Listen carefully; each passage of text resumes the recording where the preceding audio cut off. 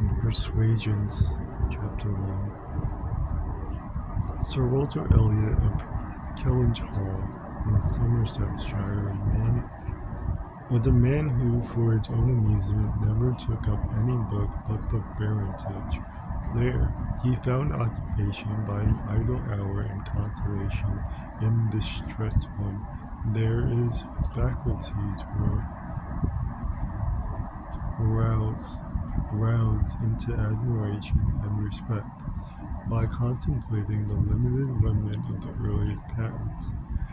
There any unwelcome sensation arising from domestic affair changed naturally into pity and contempt as he turned over the almost endless creations of the last century, and if every other leaf were powerless, he could read his own history with an interest which never failed. This was the page at which the favorite volume always opened. Elliot of Kellynch Hall. Walter Elliot, born March 1st, 1760, married July 15th, 1784, Elizabeth, daughter of James Stevenson, Esquire of Southwark, in the country of Gloucester, by which lady, who died 1800, he has issue.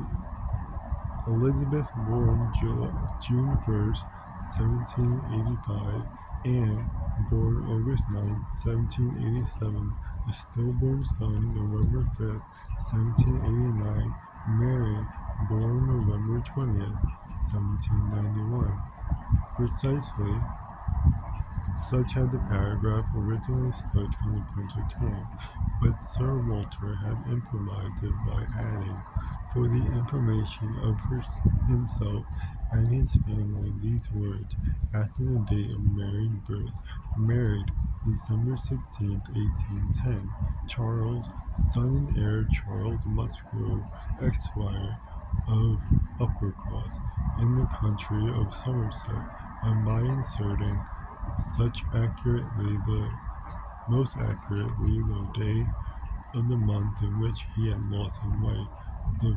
Then followed the history of and most of the ancient and respectable family, in the usual terms, how it had been first settled in Cheshire, how mentioned in Dugdale, serving the office of High Sheriff, representing a borough in 3 successive parliaments, exertion of loyalty and dignity of baronet, in the first year of Charles II, with all the Marys and Elizabeth they had married, forming altogether 2 handsome duodecimum pages, and concluded with the arms and motto, principal seat, Kellynch Hall, in the country of Somerset, and Sir Walter's handwriting again in his finale.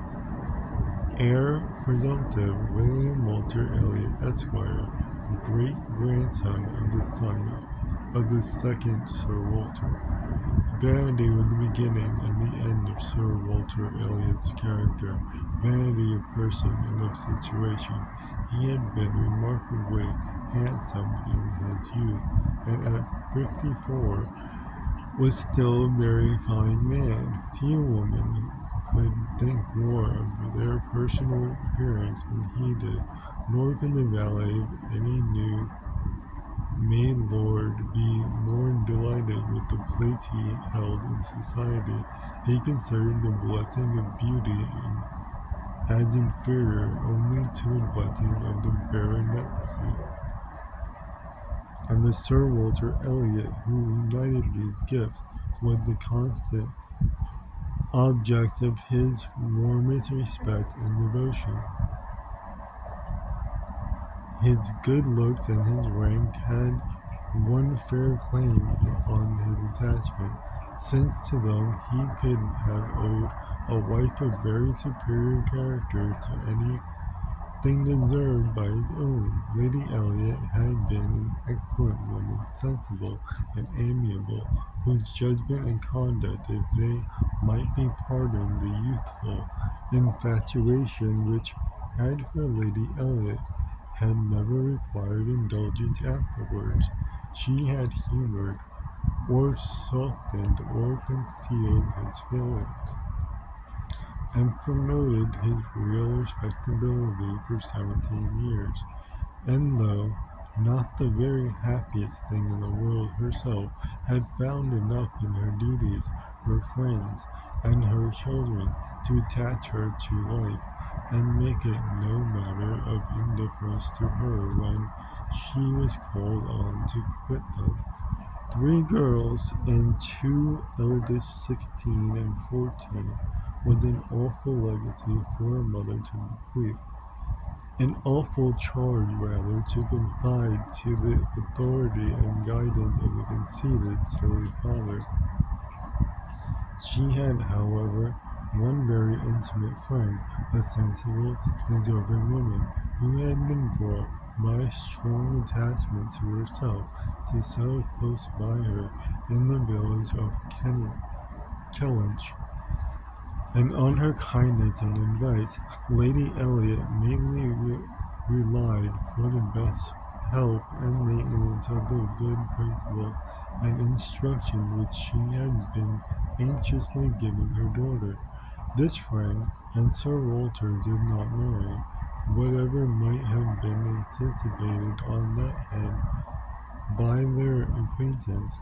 13 years had passed away since Lady Elliot's death, and they were still near neighbors and intimate friends, and one remained a widower, the other a widow.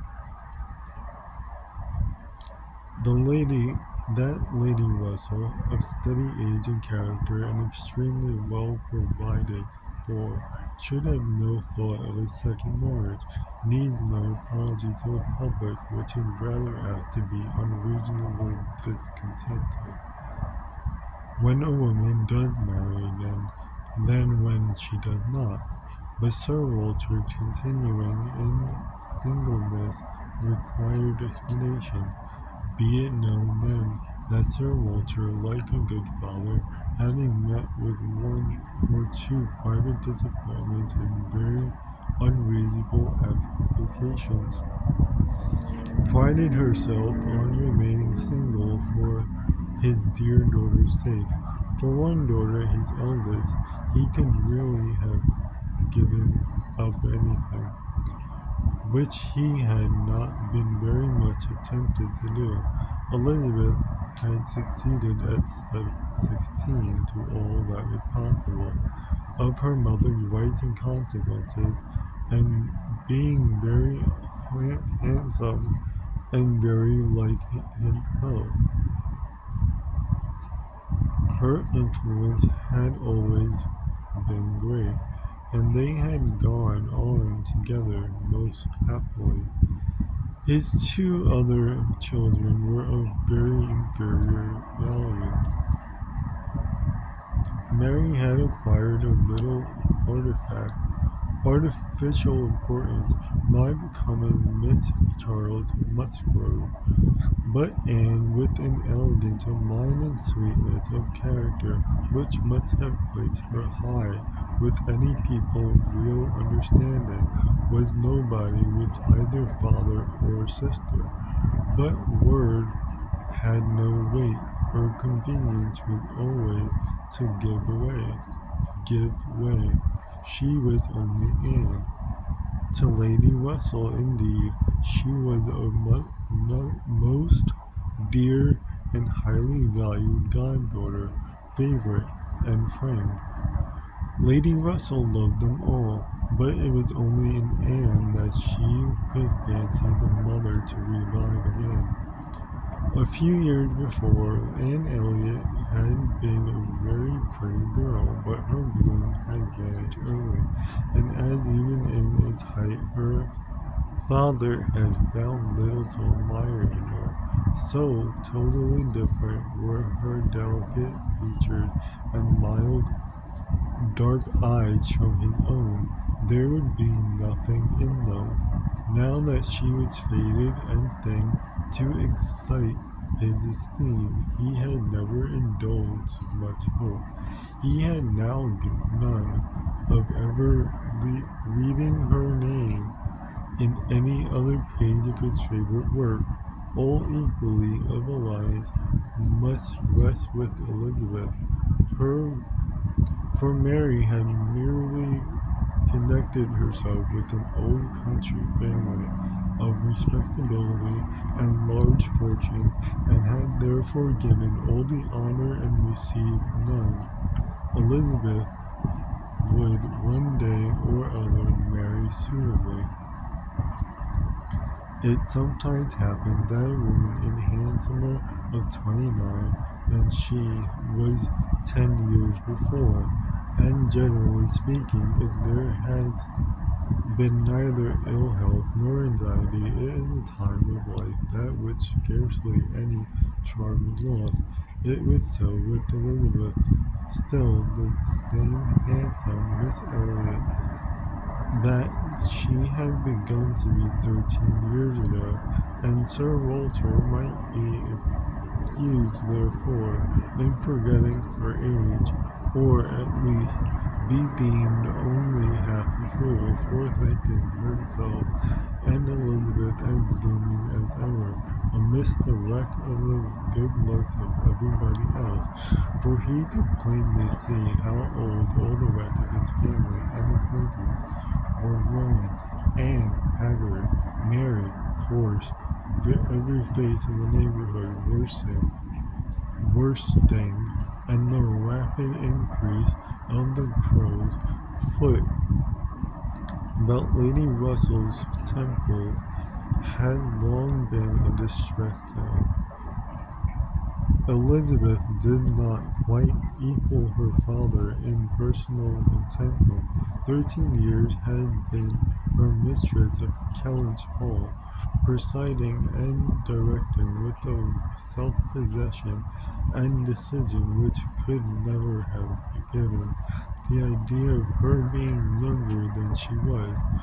For 13 years had she been doing the honors and laying down the domestic law at home, and leading the way to the chase and fore, and walking immediately after Lady Russell out of all the drawing-rooms and dining-room in the country.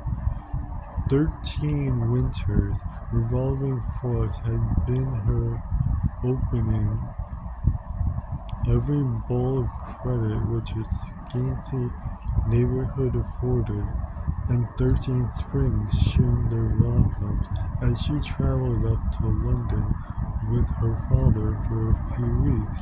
Annual enjoyment of the great world.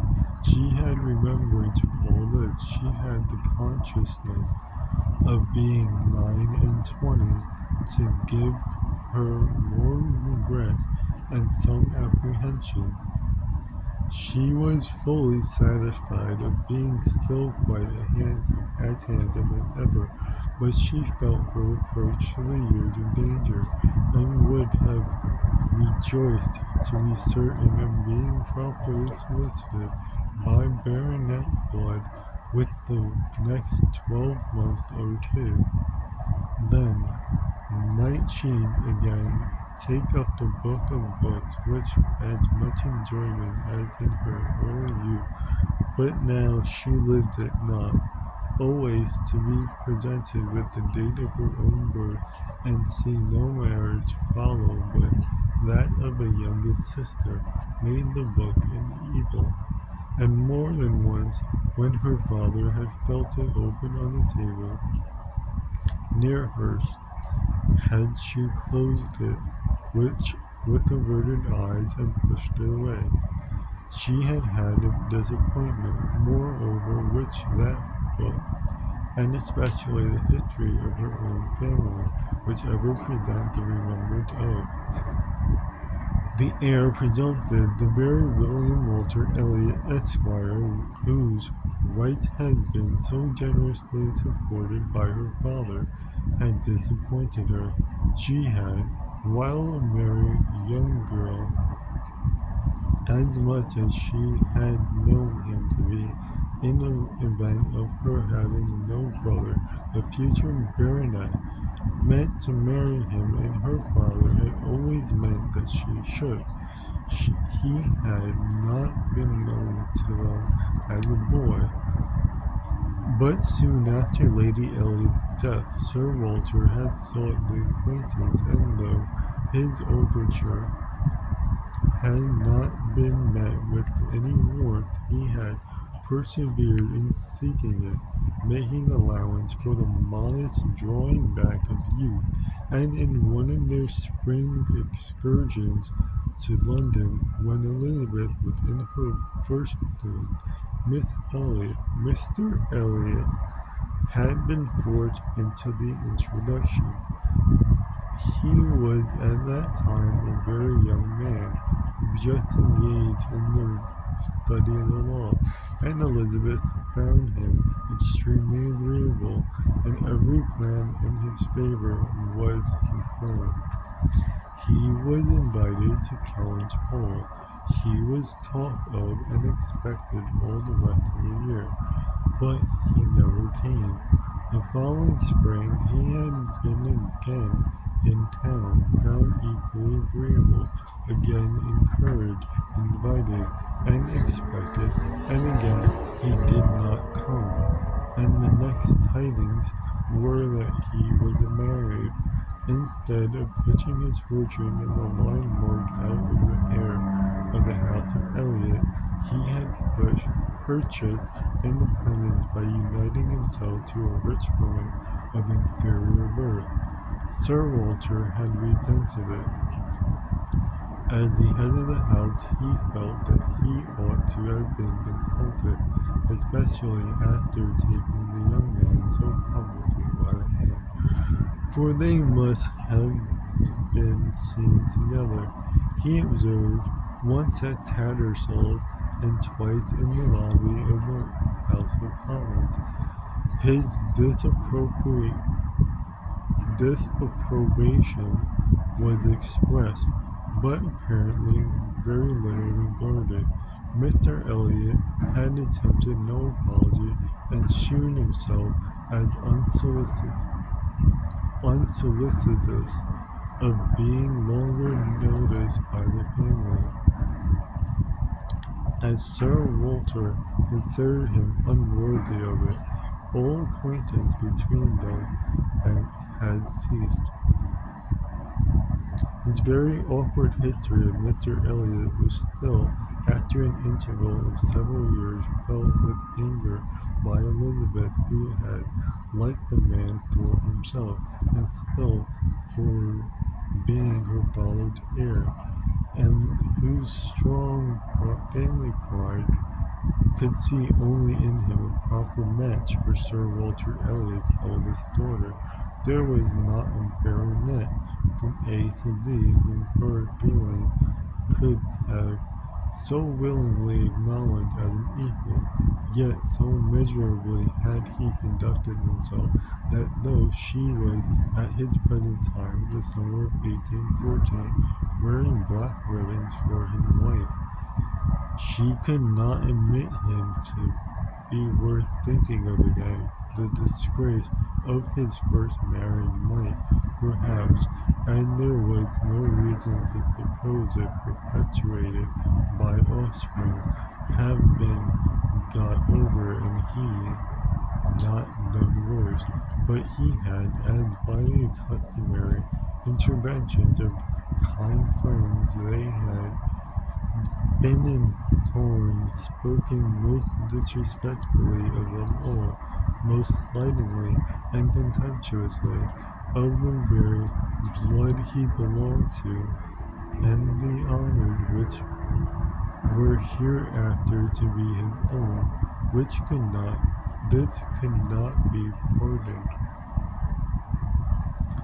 Such were Elizabeth Elliot's sentiments and sensations, such the cares to alloy, the agitations to vary, the sameness and the elegance, the prosperity and the nothingness of her scene of life, such their feelings to give interest to a long, uneventful residence in one country circle to fill the vacancies which were there which there were no habits of utility abroad, no talent of accomplishment for home to occupy.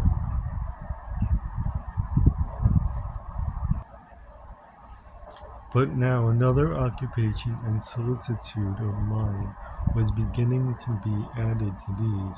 Her father was growing distressed for money.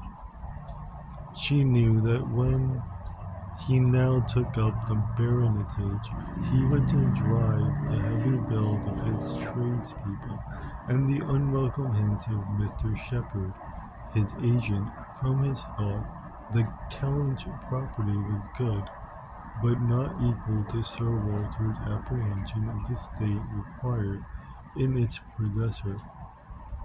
While Lady Elliot lived, there had been method, moderation, and economy which had just kept him within his income, but with her had died all such right-mindedness, and from that period he had been constantly exceeding it.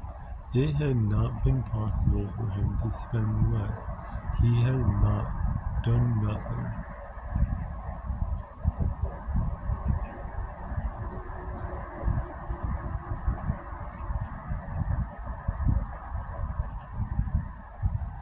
He had done nothing but what Sir Walter Elliot was imperiously, imperiously called on to do. But blameless as he was not only growing dreadful in debt, but was hearing of it so often that it became vain to attempt concealing it longer. Even partially from his daughter, he had given her some hint of it the last spring in town. He had gone so far as to say, "Can we retrench? Does it occur to you that there is any one article in which we can retrench?" And Elizabeth, to do her justice, had, in the first ardor of female alarm, set seriously to think what could be done, and had finally proposed these two branches of economy: to cut off some unnecessary charities, and to refrain from new furnishing the drawing room, to which expedients she afterwards added the happy thought of their taking no present down to Anne, as had been the usual yearly custom. But these measures, however good in themselves, were insufficient for the real extent of the evil, the whole of which Sir Walter found himself obliged to confess to her soon afterwards. Elizabeth had nothing to propose to deeper efficacy. She felt herself ill-used and unfortunate, as did her father, and they were neither of them able to devise any means of lessening their expenses without compromising their dignity, or relinquishing their comforts in a way not to be borne. There was only a small part of the estate that Sir Walter could dispose of, but had every acre been alienable, it would have made no difference. He had consented to mortgage as far as he had the power, but he would never consent to sell. No, he would never disgrace his name so far. The Kellynch estate should be transmitted whole and entire as he had received it. The two confidential friends, Mr. Shepherd, who lived in a neighboring market town, and Lady Russell, were called on to advise them, and both father and daughter seemed to expect that something should be struck out by one or the other to remove their embarrassments and reduce their expenditure without involving the loss of any indulgence of taste or pride.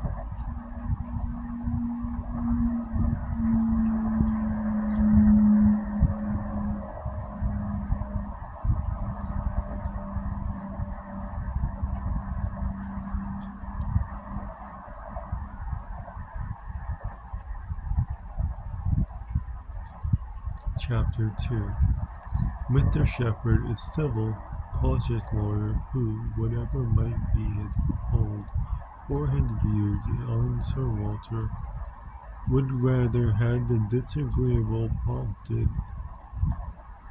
by anybody else excuse himself from offering the slightest hint and only beg leave to recommend in implicit reference the excellent judgment of Lady Russell, from whose known good sense he fully expected to have just such resolute measures advised as he meant to see finally adopted.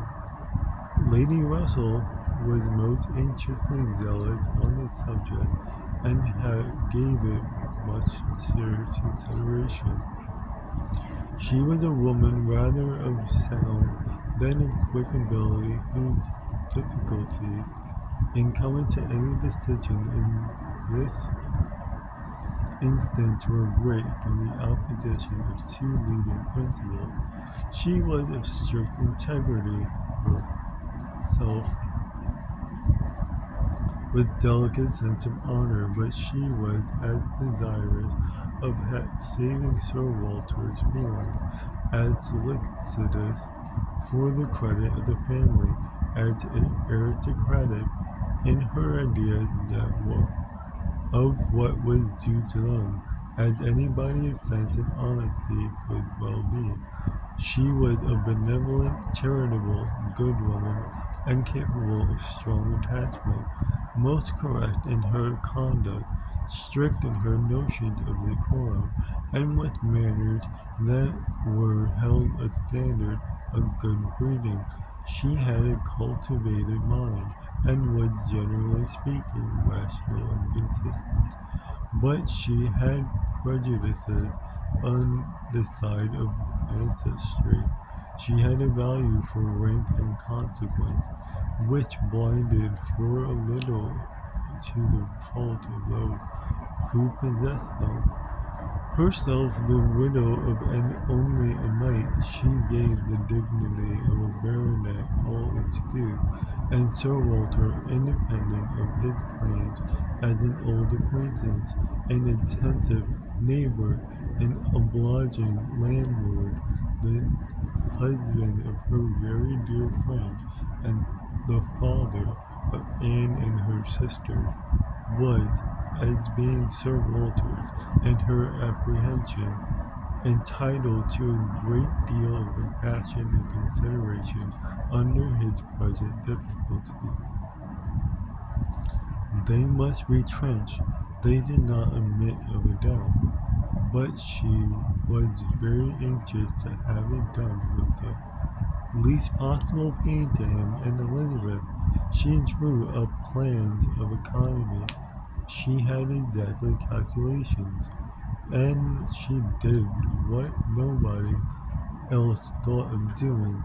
She consulted Anne, who never seemed considered by the others as having any interest in the question.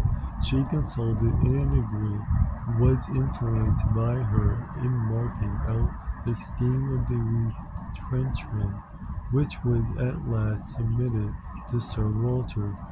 Every amendation of Anne's had been on the side of honesty against importance.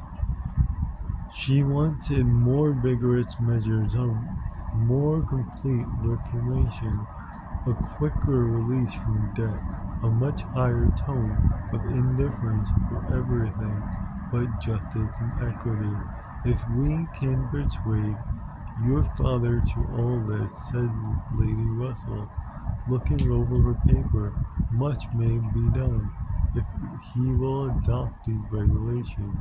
In 7 years he will be clear, and I hope we may be able to convince him and Elizabeth that Kellynch Hall was a respectability in itself which cannot be affected by these productions, and that the true dignity of Sir Walter Elliot will be very far from lessened in the eyes of sensible people by acting like a man of principle.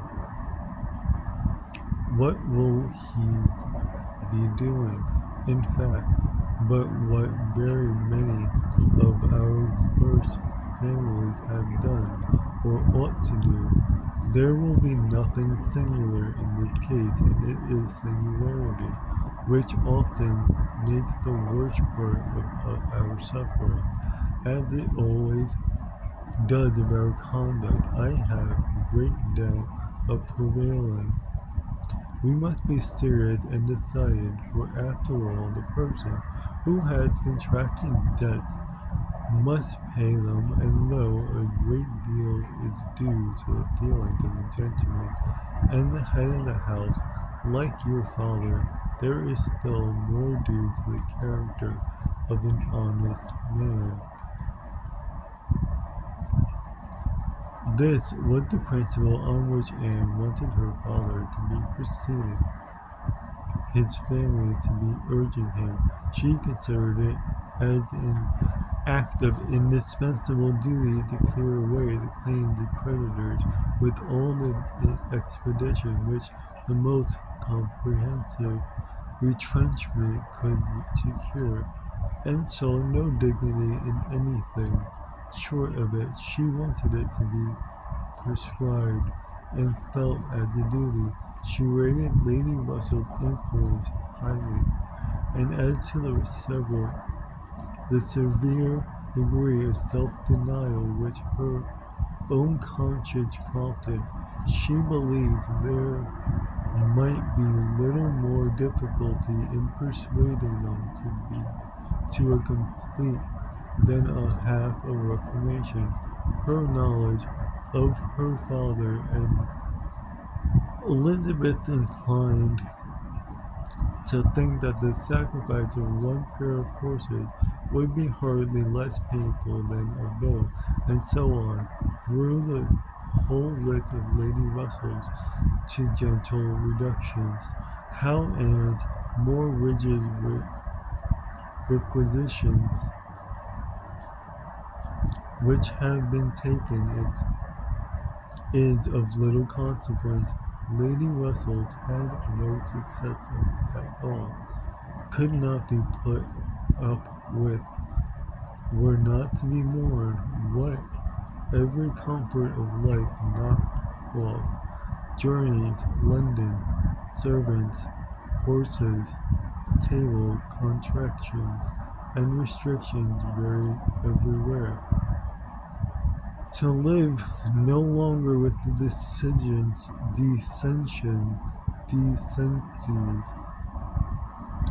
even of a private gentleman, no, he would no sooner quit Kellynch Hall at once, than remain in it is much disgraceful terms.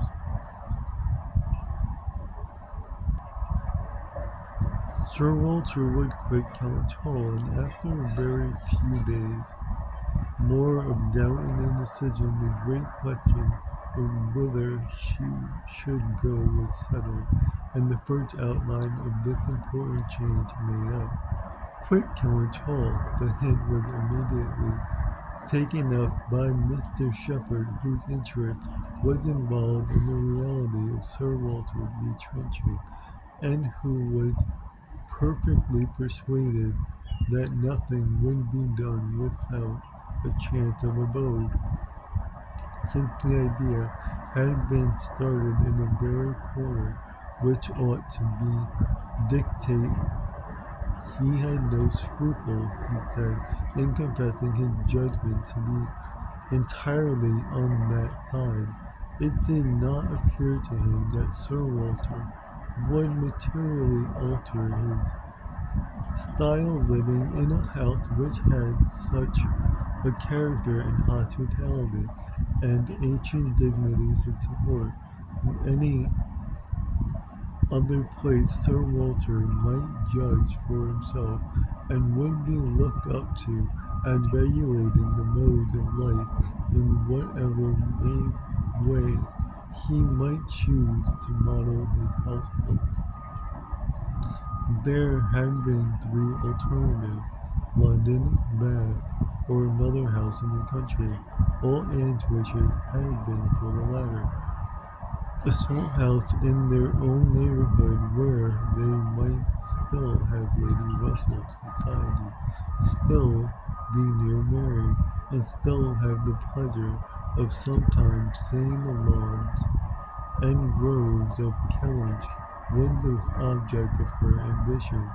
But the usual fate of Anne attended her in having something very opposite from her inclination fixed on. She disliked Bath, and did not think it agreed with her, and Bath was to be her home. Sir Walter had at first thought more of London, but Mr. Shepherd felt that he could not be trusted in London, and had been skilful enough to dissuade him from it, and make Bath preferred. It was a much safer place for a gentleman in his predicament. He might there be important at comparatively little expense. To material advantages of Bath over London had of course been given all their weight. Its more convenient distance from Kellynch, after only 50 miles, and Lady Russell spending some part of every winter there, and to the very great satisfaction of Lady Russell, whose first views on the something projected change had been for Bath. Sir Walter and Elizabeth were induced to believe that they should lose neither consequence nor enjoyment by settling there.